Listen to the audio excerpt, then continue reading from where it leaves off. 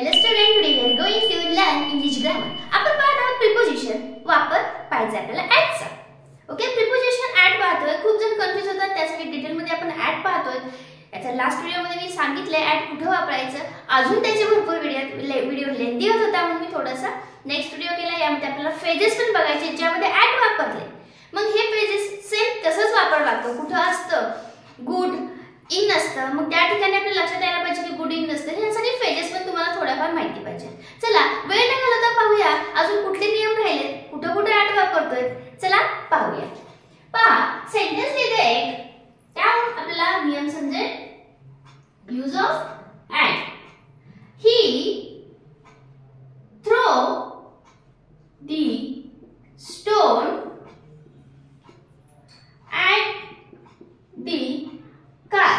पहा, he throws the stone at the car म्हणजे त्यांनी चुकून नाही केला तिकडे. ऍट दी कार म्हणजे कारला बरोबर हे करूनच त्याने दगड मारलेला आहे. म्हणजे या ठिकाणी कृतीमागे विशिष्ट त्याचा उद्देश किंवा हेतू आहे. त्याचा त्यांनी काय केलंय, हेतू असेल त्याचा, म्हणजे त्याचा हेतू आहे की कारलाच दगड मारायचा आहे. म्हणून त्याने कसं केलेलं आहे, he throw the stone at the car म्हणजे विशिष्ट हेतू घेऊन जर त्यांनी तो स्टोन मारला असेल तर त्या ठिकाणी सुद्धा आपण ऍट वापरतो. ओके, नेक्स्ट एक्झाम्पल पाहूया. Aim the ball at the hole. पहा, आता आपलं एम काय आहे, उद्दिष्ट काय आहे आपलं, aim the ball at the hole. ते होल आहे त्या ठिकाणीच बॉल गेला पाहिजे हे आपलं उद्दिष्ट आहे. मग या ठिकाणी सुद्धा ऍट द होल असं आपण वापरू शकतो. ऍट द कार म्हणू शकतो, ऍट द होल म्हणू शकतो. का, एक उद्दिष्ट आहे की आपला बॉल आहे तो कुठे गेला पाहिजे, जिथे होल दिसते तिथेच गेला पाहिजे हे आपलं उद्दिष्ट आहे. त्या ठिकाणी आपण अशा प्रकारे ज्या कृतीमध्ये आपण एक काम करतोय, हे फेकणं असो किंवा या ठिकाणी दोन्ही ठिकाणी थ्रोच, इथे थ्रो केले इथे पण तेच केले, थ्रोच करणार आहे तो. म्हणजे एक उद्दिष्ट, कृतीतून एखादं उद्दिष्ट येत दिसत असेल किंवा आपला एक उद्देश असेल मागायचा, आपल्याला असंच करायचं आहे असं झाल्यावर तर त्या ठिकाणी तुम्ही ऍट वापरू शकता. ओके, नेक्स्ट आहे काही निश्चित वयापूर्वी सुद्धा आपण ऍट वापरतो. मग कसं पाहूया.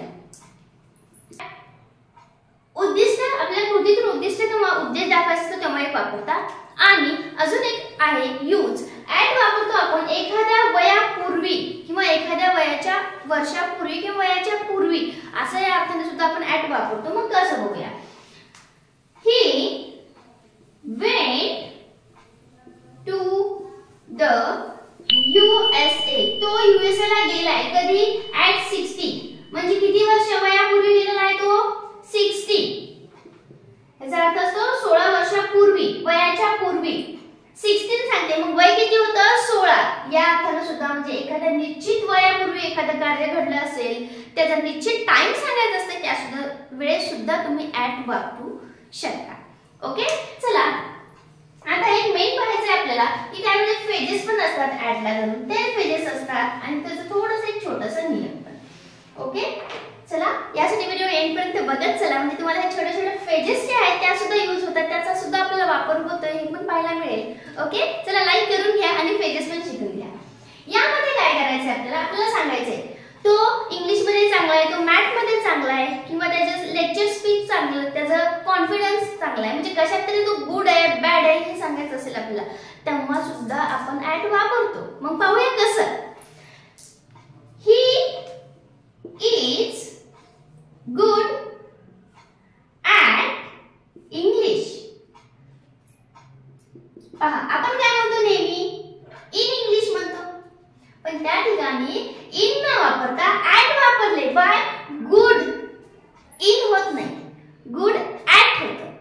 ओके, मग इन, चला पाहूया. इनचं पण एक सेंटेन्स घेते. शी इज पुअर इन मॅथ. पहा, तो किंवा वीक आहे किंवा कच्चा आहे असं आपण म्हणू शकतो, पण कशात, इन पुअर. पुअर, पुअर सोबत इन येतं, पुअर सोबत ऍट येत नाही. पण आपण म्हणू शकतो नॉर्मली आपली सवय असते गुड इन, नाही good at, because of this is the phase. Good at English आणि पुअर इन मॅथ म्हणजे पुअर ऍट होत नाही आणि गुड इन होत नाही. ओके, सो लक्षात ठेवा नेहमी तुम्हाला गुड ऍट वापरावं लागेल. गुड इन जर वापरलं तर तुमचं सेंटेन्स रॉंग होतं का? Because of these are the phases. मग पाहूया फेजेस कुठल्या कुठल्या आहेत. ओके, काही लिटिल बिट फेजेस तुम्हाला लावते, तुम्हाला लिहायचं, नोट डाऊन करायचं, लावायला स्क्रीनशॉट घ्या. तर काही फेजेस घेते. अरायू, आता अरायू म्हणजे आपल्याला पोहोचलाय असं म्हणू शकतो, त्यावेळेस सुद्धा अरायू ॲटच असतं. ओके, फास्ट थोडेसे फेजेस लिहून घेते. बॅड इन नाही, bad at. Knock at night, night in किंवा नाईट ॲट नाही, ॲट नाईट, ॲट आधी येते. Knock at. Okay, next phrases मी मगाशी सांगितलेली. Good at, not good in. Okay, next मी आपण घेतली सेंटेन्स ते सुद्धा नोट डाऊन करू. चला, पुअर इन,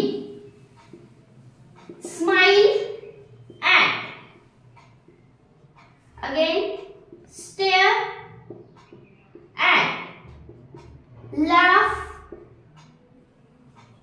at. ओके, अशा काही फेजेस आहेत. परत अजून एक टायमिंगचे एक देऊया. at 2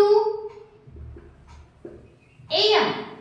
ओके, अशा प्रकारचे काही फेजेस आहेत. अजून फेजेस आहेत त्यामध्ये, जसं की ॲस्ट्रॉनिश ॲट, असं काही काही आहेत. पण ह्या थोड्याशा फेजेस दिल्या ज्या काही तुम्हाला मॅक्झिमम दिसतात, आपण यूज करतो, त्यामध्ये थोडी मिस्टेक होतात, त्या होऊ नयेत यासाठी. चला, स्क्रीनशॉट घेऊन घ्या आणि व्हिडिओ कसा वाटला हे कमेंट मध्ये सांगत चला. लाईक करून घ्या आणि शेअर आणि सबस्क्राइब करायला मात्र विसरू नका. Okay, thank you.